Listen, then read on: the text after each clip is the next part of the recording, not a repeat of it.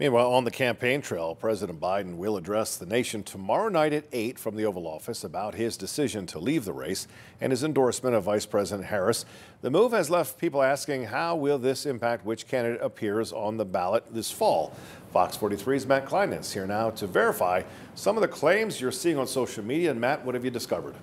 Well, Evan, while scrolling on social media, you might have stumbled upon this post. Now, this post claims that President Biden cannot have his name removed from the ballot in November in a dozen states, including in Pennsylvania.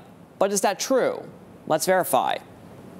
Our sources are the Pennsylvania Department of State and Dr. Stephen Medvic, a government professor at Franklin&Marshall College. According to the Pennsylvania Election Code, the Secretary of State has at least 70 days before the election to provide counties with all known candidates that will appear on the ballot. This year, that date falls on August 27th. However, this deadline does not apply to major party candidates who are nominated at their party's convention. There have been no votes cast yet, and so there is no nominee, whether it's Biden or Harris or anyone else, for the Democratic Party at the moment. So no, President Biden will not appear on the ballot in Pennsylvania. But what about these other states mentioned in the tweet? 4 of these states require major parties to certify their candidates by August, while 4 others require their certification by September. The state of Georgia requires candidates to file a notice of candidacy by early July,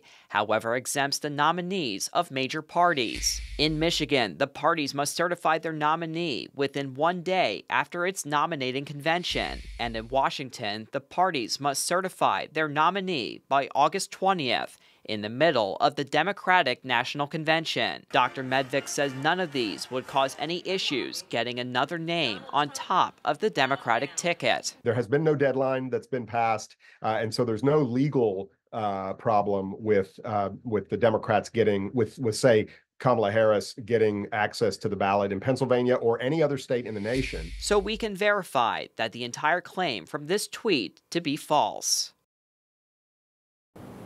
Now, House Speaker Mike Johnson recently implied that Republicans could file lawsuits challenging the move like in Georgia or Wisconsin.